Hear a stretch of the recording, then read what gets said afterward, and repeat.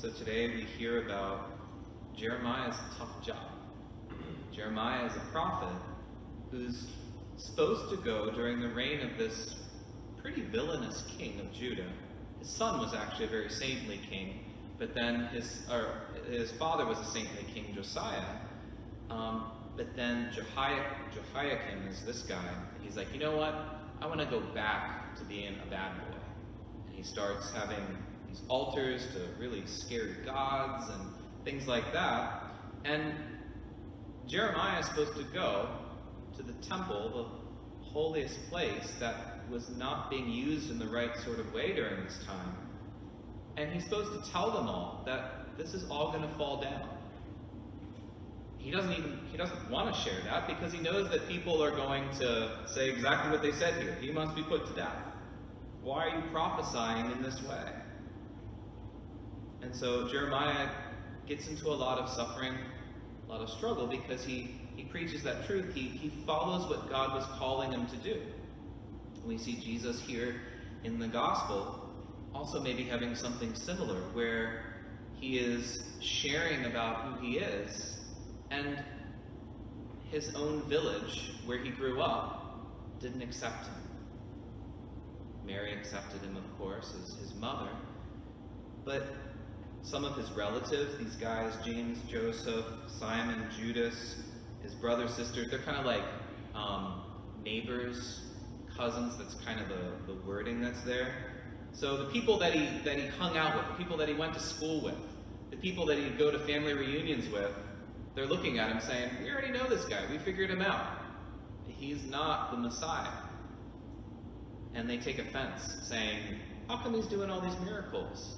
They didn't realize that these miracles are showing who he was. Instead, they just got envious, jealous. They thought they figured him out, and in a sense, they shut him out. Because of that, he wasn't able to work many mighty deeds there because they didn't have faith. They didn't believe. So in these situations, when we're in these difficult moments, how do we know how to follow God? Because maybe you've had this experience where you're trying to figure out what does the Lord want you to do. And maybe you'll get these different kind of voices that are speaking to your heart. One of them may be saying, well, go this way. The other one saying, no, go this way. And the other one saying, well, go this way. And you're like, Lord, I want to follow you, but I don't really know exactly where to go. Or if I go this way, how do I know it's really you who's speaking to me? And this is something that St. Ignatius of Loyola is really good at teaching us about. Because he had this experience in his conversion. So he was a very worldly knight. He wanted to be like, someone like, a knight from King Arthur or someone like that. But a knight that sort of is all about himself and doing courageous deeds, but not really giving it over to God and his glory. He was more about, I want my glory. I want worldly fame. I want to win battles, all these different things. So he gets into a battle. He actually has a cannonball hit his leg. I mean, that probably hurts. And after that, he still was able to walk after that, though he had a little bit of a limp. So this guy's a tough guy. And he even said, I want to go through this very extreme surgery so that I'll be able to keep walking. And so he goes through all of this. He goes through all of this pain, but he's like, I'm tough. I can do it. So he's resting. He's getting better. And he's bored. I don't know if you've ever been sick and you've just been sitting in bed and you're like, okay, well, what do I do now? I've watched enough SpongeBob SquarePants or something like that, and it's like, okay, what else do I do? So the only thing that they had there were books about the lives of the saints and the place that he was at and the life of Christ. And so he was like, well, I don't have anything else to read right now. So he would read it, and he'd be like, oh, this guy's St. Francis. This guy's St. Dominic. The things that they did, that's pretty cool. But then he started thinking about, but then I could do all these battles, and I could do all these amazing things, and be a Jedi Knight, and all these amazing feats. And he gets kind of lost in there, and then he goes back to reading. And he keeps going back and forth until finally he starts realizing that there's a difference in when he stays in the world of Christ and learns about following him, learns about these saints who live these radical, adventurous lives, and when he starts thinking about adventures of being a knight. He says, well, when I'm thinking about being an adventurous knight, it's awesome, it's exciting. But when I finish thinking about that, I feel dry inside. I feel empty. I feel like I'm missing something. It's like that experience of I'm trying to think of it's like flavor ice. Have you ever had flavor ice before? Okay. So this is kind of weird, but it's just kind of popping in my mind right now. Flavor ice is awesome, except for that weird aftertaste at the end. You know, it's like you're drinking plastic at that moment. At first, it's like, wow, this is awesome. This is like a Slurpee. This is like really, really good. But then when you finish, it's like, did I just drink plastic? I don't think that was very healthy for me. I don't know what it was. But there's this kind of weird feeling. You don't feel it at first, but when everything's done, you're just kind of like, I should have just had an ice cream cone instead. Or like a real Slurpee versus a flavor ice version of a Slurpee. That's what he experienced on a spiritual level.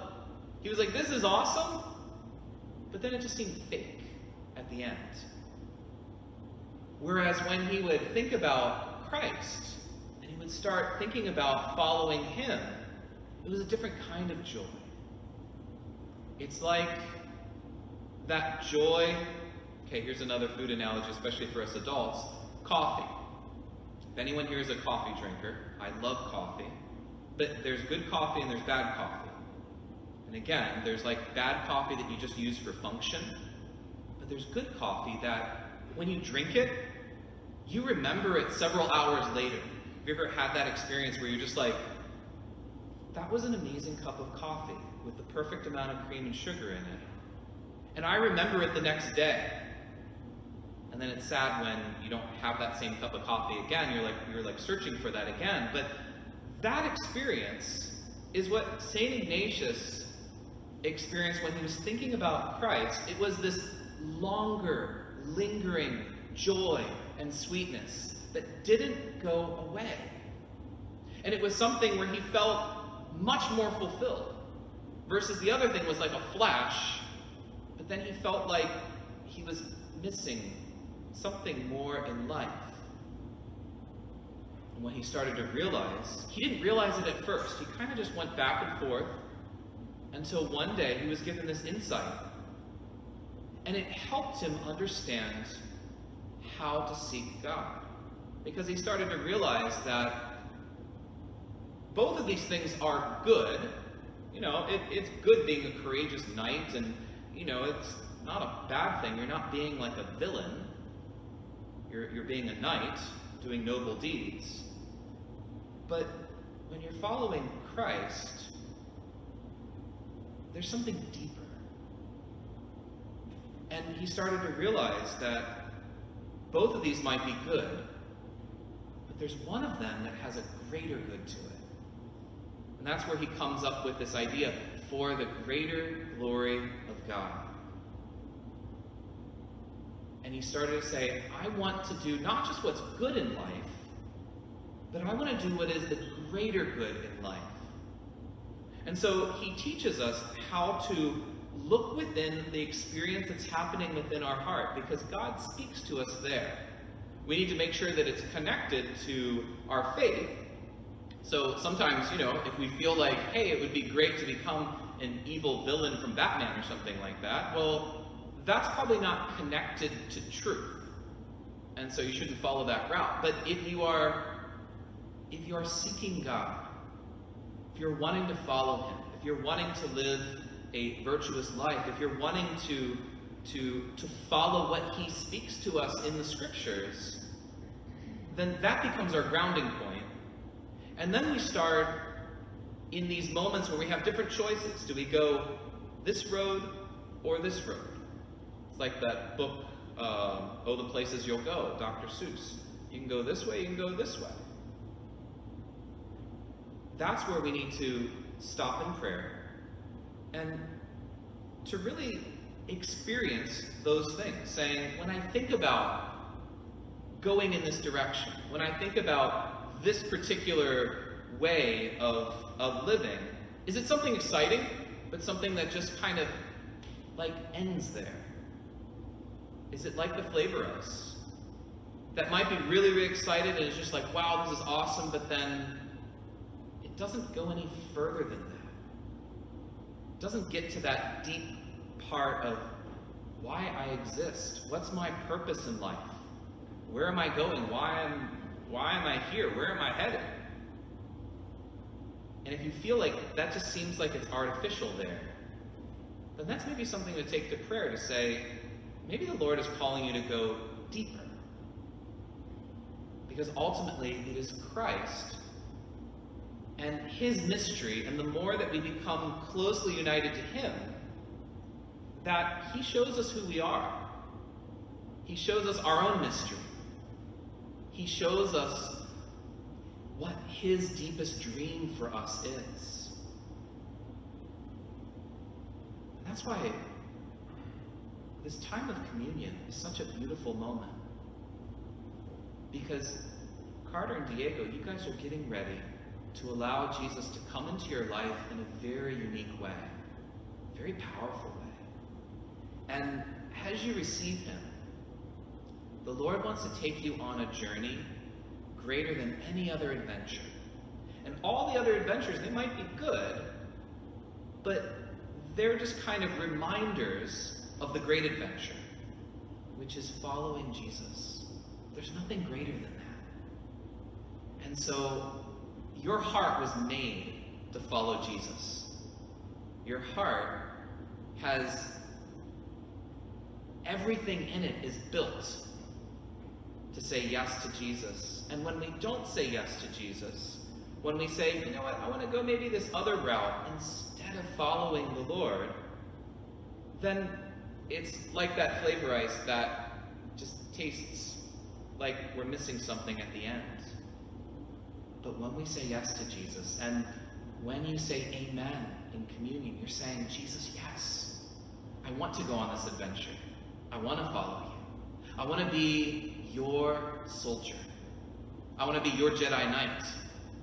I want to be able to fight your battles, but in a different sort of way. Not through anger and violence and those things, but through love, through kindness, through gentleness, through patience, through sharing, through generosity. All of those different things allow you to be a soldier in a different kind of battle. Fighting against selfishness.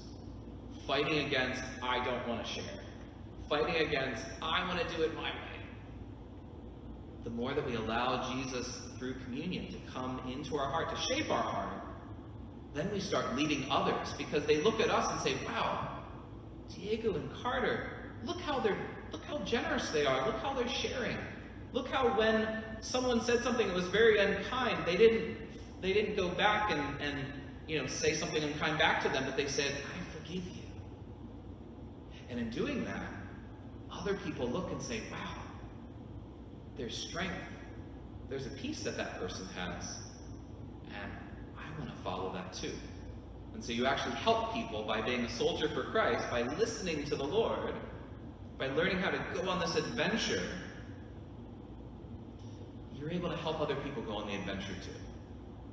So be a soldier for Christ. Listen to what God is going to do in this time of Holy Communion. And don't settle for something that just kind of stops. Even if it's adventurous at first, but then it doesn't really go any deeper. Only settle for Christ. Because he alone is going to be able to take your heart and fill it in every way that you're ultimately desiring.